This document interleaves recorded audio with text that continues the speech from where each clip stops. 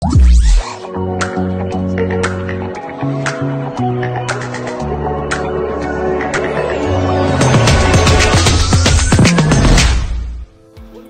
untuk semua masyarakat kota. Ya, kita punya rumah sakit umum daerah, ya Kota Manado, tengah dalam pembangunan. Kita punya rumah sakit gigi dan mulut. Sehingga prioritasnya adalah semua masyarakat kota ya mendapat pelayanan kesehatan yang sama. Apakah dia tidak punya uang sekalipun ataupun orang yang beruang, dia mendapat perlakuan yang sama. Kesehatan gratis, itu juga menjadi unggulan. Itu berbeda dengan program BPJS atau dikolaborasikan? Nah, tentu dalam katakanlah praktik nyata, tentu kita ada perbedaan ya. Artinya penanganan untuk pelayanan kesehatan masyarakat itu secara gratis, tentu di rumah sakit umum daerah kita. Ya, kita punya tentu rumah sakit tersendiri kepada semua masyarakat Kota Manado. Kalau BPJS tentu berintegrasi dengan program secara nasional. Ya. Oke. Nah, di sini juga di program kerjanya ada dikatakan menjadikan Manado destinasi kesehatan kawasan timur Indonesia. Ya.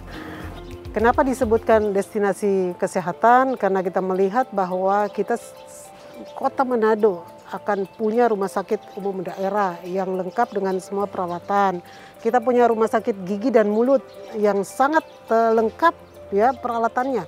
Dan bagi katakanlah wilayah-wilayah yang ada di luar Sulawesi Utara Indonesia Timur, kita bisa menjadi pusat katakanlah rujukan atau pusat orang-orang yang ingin datang di sini sambil berwisata. Mereka dapat memeriksakan diri ya di rumah sakit general check up ataupun seperti itu. Nah, ini menjadi satu katakanlah ikon tersendiri ya. Kita akan membuat bahwa orang datang ke sini tidak hanya berwisata, tapi mereka bisa memanfaatkan fasilitas kesehatan yang tentunya kita buat itu setara dengan rumah sakit modern lainnya. Oke, baik. Nah, Ibu, berhubung ini sudah menjelang akhir tahun. Biasa orang Manado kalau sudah dengar ber, ini identik dengan hujan. Nah, kira-kira program PAHAM yang bisa menjadi solusi untuk menangani banjir? Nah, oke, jadi PAHAM kalau mau disampaikan secara ringkas, ada 5 misi besar PAHAM ya. Jadi PAHAM peduli kesehatan rakyat, itu yang tadi. Jadi kesehatan gratis, kemudian tentu destinasi wisata, kemudian dukungan bagi tenaga-tenaga medis, dokter spesialis, kemudian tenaga keperawatan. Nah, kemudian kalau yang berhubungan dengan banjir, itu PAHAM peduli infrastruktur dan lingkungan. Nah, persoalan adalah daerah-daerah tertentu di Kota Manado ini bila hujan lebat, bahkan bila hujan yang sedang, mereka akan kebanjiran. Nah, jadi persoalan banjir air. Ya, kita akan melihat bahwa apa penyebabnya. Ya, bukankah katakanlah sungai yang mengalir ya di Kota Manado ini dari berbagai kabupaten lainnya, apakah dari Minahasa, kemudian dari Minut. Nah, bagaimana kita membuat sungai ini benar-benar sesuai dengan fungsinya? Ada yang namanya tentu naturalisasi sungai. Kita akan membersihkan sungai ini, ya. Tidak boleh sungai menjadi tempat sampah, tidak boleh di atas sungai itu menjadi tempat pemukiman, ya. Kemudian kita akan membuat sungai ini katakanlah sesuai fungsinya. Dengan demikian ini meminimalkan air meluap, ya, itu namanya naturalisasi, ya, yang bisa kita lakukan. Tentu ada pekerjaan-pekerjaan fisik yang harus dikerjakan. Kemudian tentu bagaimana kita memberi edukasi kepada masyarakat yang ada di daerah aliran sungai. Tentu ya, kalau ada aliran sungai jangan orang pakai menjadi tempat pemukiman. Jangan kita bangun sesuatu. Nah, itu terus bersinergi antara program secara infrastruktur dan edukasi kepada masyarakat yang ada di daerah aliran sungai. Kira-kira untuk warga yang ada di bantaran sungai yang sudah menjadi langganan banjir akan direlokasi atau bagaimana? Kalau selama ini pemerintah menyiapkan ya relokasi di tempat yang namanya terkenal sekarang Pandu, ya ada satu areal. Dan bagaimana tentu pertama kesadaran masyarakat itu sendiri, pemerintah dan ke depan tentu akan difasilitasi lebih banyak lagi ya. Jadi bangunan-bangunan yang sesungguhnya rentan terhadap banjir itu kita beri solusi. Nah, kita beri solusi termasuk daerah-daerah yang tentu kita siapkan membangun rumah gratis, atau ada yang menjadi juga program ke depan kami membangun 10.000 rumah yang tentu layak huni ya bagi keluarga yang kurang mampu. Itu menjadi juga program unggulan kami. Yang tanpa bunga dapat dicicil, ya tanpa repot-repot dengan administrasi perbankan, itu kita bisa bangun untuk itu.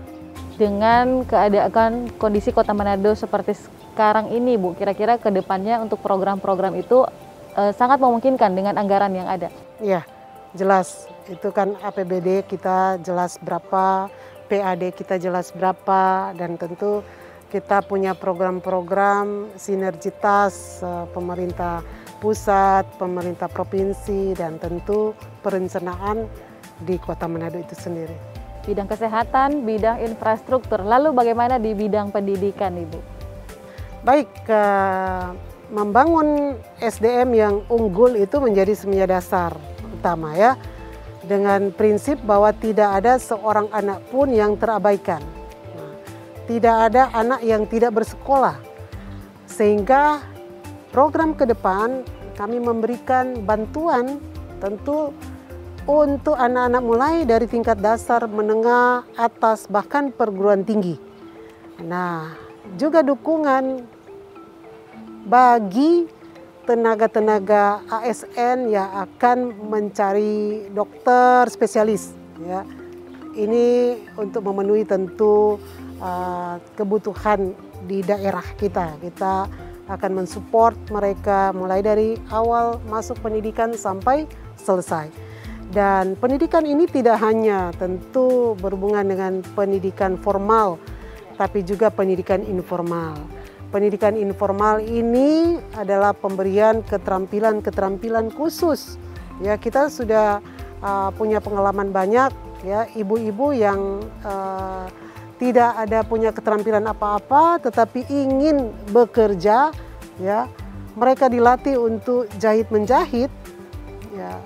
Akhirnya mereka bisa menjadi seorang yang bisa mau disebutkan punya banyak pembantu untuk usaha mereka yang berkembang ya, usaha rumahan tetapi akhirnya bisa menjadi besar.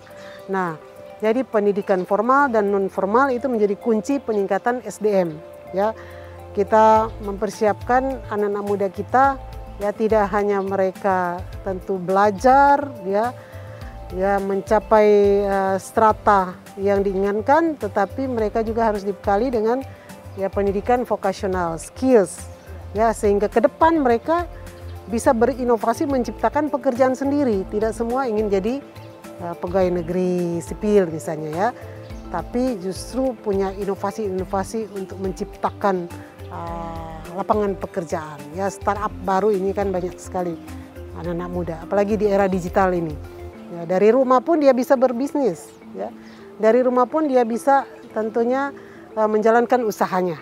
Nah, ini keterampilan-keterampilan yang perlu kita berikan. Menurut Ibu Paula, mengapa anak muda zaman now harus lebih berpikir menjadi entrepreneur daripada jadi pegawai atau karyawan?